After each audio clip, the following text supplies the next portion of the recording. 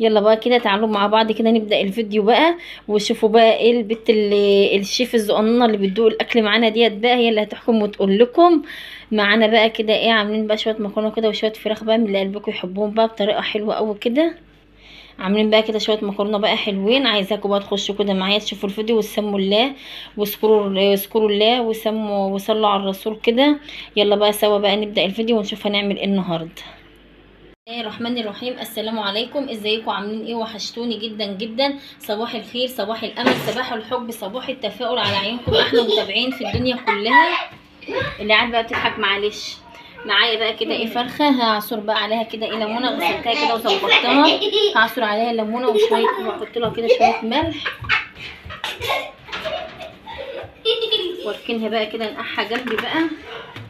احطها بقى كده تتنقع وتداير بقى كده ايه معايا بقى شويه طماطم كده جايباها، امسكها برضو كده ايه اغسلها كده برضو بالمره. الحوض بتاعها نضيف ومظبطاه كده ومنضفاه. اغسل بقى الطماطم ديت، اغسلها بقى كده ايه كلها كويسه واوضبها كده واظبطها، عشان اما اجي اعمل خلطه المحشي نعملها بقى سوا مع بعض. المره دي ما عملتهاش معاكم خالص، انا حشيت كتير على القناه بس ما عملتش الخلطه وياكم. ونشوف هنعمل وصفتنا ايه النهارده. الطماطم بقى كده في السوق ايه ب5 جنيه، جبت بقى كده ايه شويه منهم، جبت 3 كيلو. هفرم بقى منها للطبيخ النهارده، وبقيت هعملها كده اوضبها بقى للتقليه بتاعه المحشي. طبق نضيف بقى، وامسكها بقى ايه اخرطها كده كلها الاول.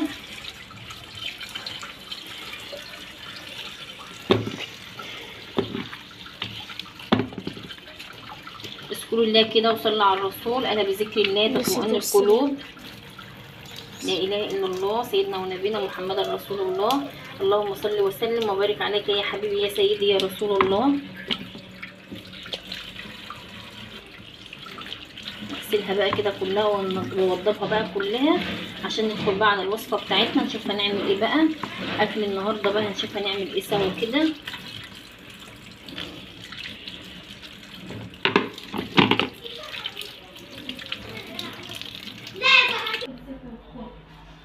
انا بقى كده خلصتها غسيل بقى وتنظيف وخرطتها. اول حاجه بقى هنزل بقى كده بقى ايه في الخلاط علشان افرمها واجهزها كده على طول. لما تكوني جايبه طماطم متسويه معاكي من السوق، اول ما تخش البيت على طول تمسكيها كده توضبيها في الحوض وتفضيها، حوضك طبعا نظيف، تفضيها على طول كده في الحوض وتمسكيها تغسليها بقى على طول وتعمليها زي ما بعمل كده وتركنيها. دي اول حاجه كده، اول شغلانه وانت كده عملتيها وخلصتي منها. يلا بقى كده ايه افرمها في الخلاط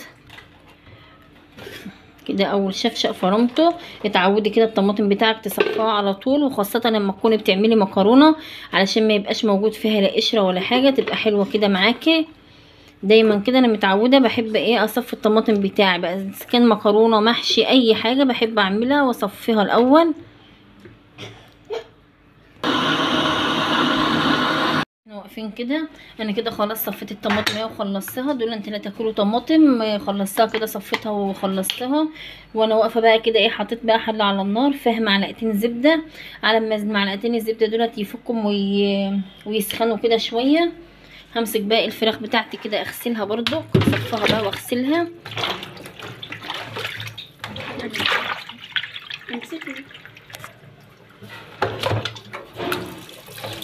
امسكها بقى كده ايه اغسلها غسله حلوه بقى.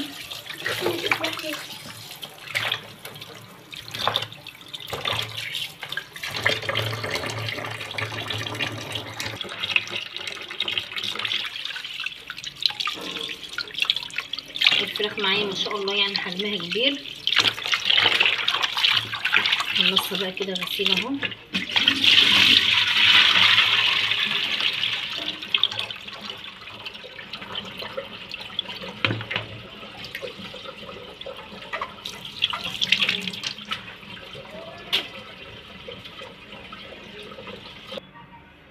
هقشر برضو بقى البصله ديت زي ما احنا متعودين ان انا ايه لازم ابشر بصلايه كده وشويه فلفل وادعكهم كده مع بعض كده وادعك بيهم الفراخ.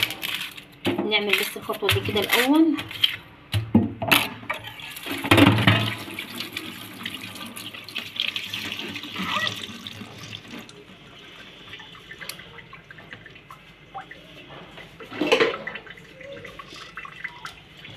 ابشر بقى البصلايه.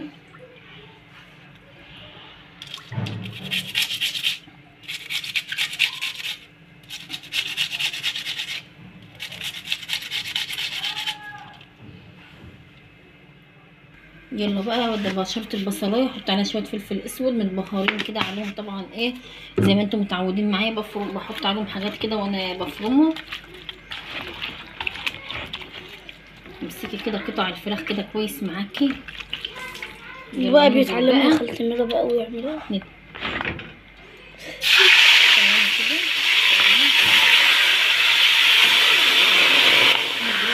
بتاعنا كده ايه صدمه على النار.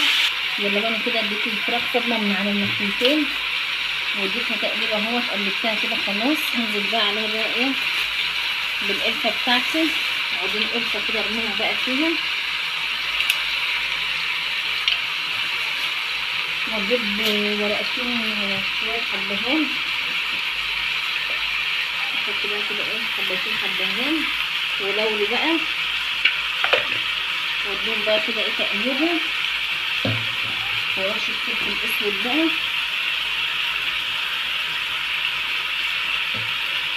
شويه ملح،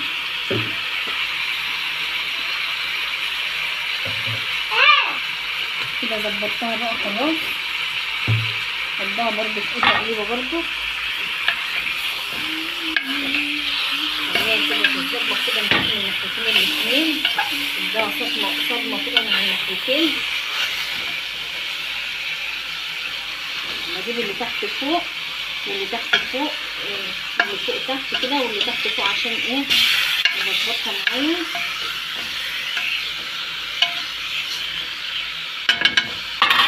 ثواني بقى كده.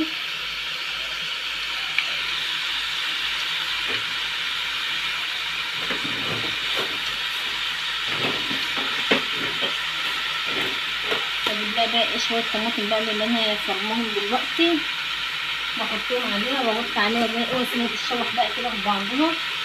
الله على الريحه، الله على الريحه بقى، لو شامين الريحه دلوقتي ريحه شويه الفلفل مع البصله اللي مفرومه، ريحتها طالعه ما شاء الله عليها. هنزل بقى كده عليها بهاراتين بقى ايه بس كده، واغطي عليها بقى واسيبها بقى ايه تعيش حياتها على ما نشوف هنعمل ايه تاني مع بعض. هنا بقى كانت الفراخ بتاعتي كده خلاص قربت بقى، هي كده اتشوحت معايا خلاص كده خلصت. هنزل بقى عليها بشويه ميه كده مغليين، ميه مغليه او يعني خلاص قربت على الغليان برضك اهيت. خلاص كده بقى ايه هسيبها بقى تستوي شويه كده تاخد غلوتين كده، واشيل الفراخ بتاعتي على طول.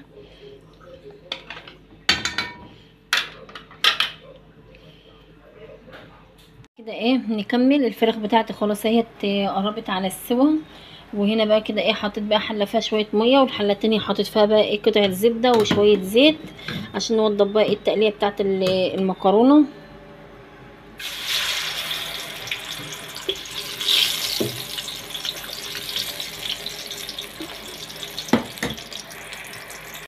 الميه بتاعتي غليت بقى، انزل فيها بمعلقه ملح وشويه زيت، وانزل بقى بالمكرونه بتاعتي.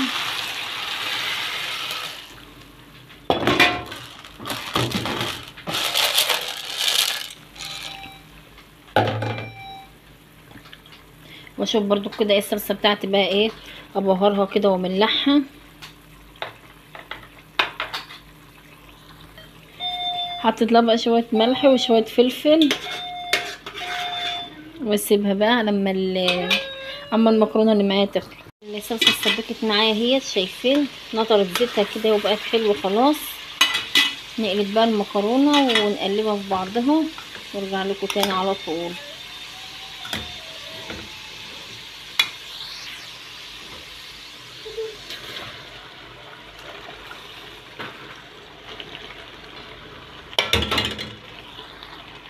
يلا بقى خلاص الصلصه والمكرونه قلبتها بقى في الصلصه كده وشفتها بقى لو كنت عايزه ملح بقى حطيت لها شويه وخلاص كده خلصت. هات عايزه الفون اركبها. لايك حلو بقى للبت الاموره الحلوه دي بقى، لمرموره العسول.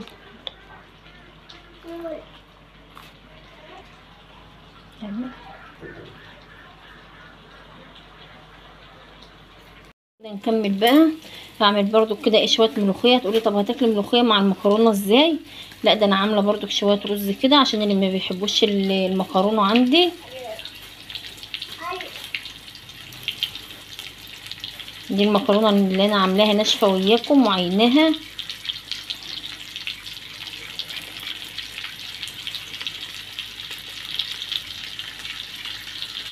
شايفين بقى الشوربه بتاعت الفراخ بتاعتي طالعه جميله ازاي؟ شويه شوربه كده من الاخر كده. الملوخيه اللي انا كنت مخزناها وياكم.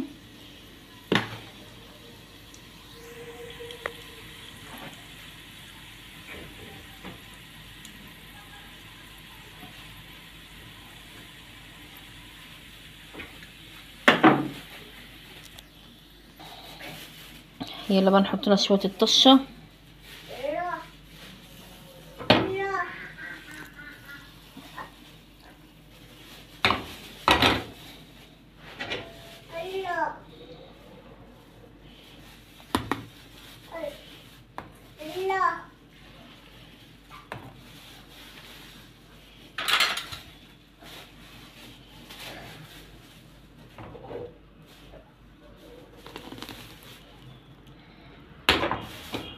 احلى شويه ملوخيه بقى كده معانا. يلا بقى كده احلى شويه ملوخيه بقى. انا مفرزاها طبعا وياكم ومنشفينها سوا في فيديو كده برضو اهي. بتقعد من السنه للسنه كده بره التلاجة، وشايفين لونها خضرا اهي وزي الفل معاكم اهي. يلا بقى كده يومنا خلص، ومعانا بقى الميرة الصغيرة بتدوق بقى عشان تحكم وتقول لكم. وكده بقى كان معانا شوية الملوخية بتوعنا الجمال اللي عملناهم سوا، والفراخ اللي عملناها بطريقة حلوة. طعمها بصراحة خطير كده، تحفة والله طعمها وريحتها جميلة جدا. وادي بقى شوية الشوربة الحلوين بقى اللي احنا عاملينهم سوا.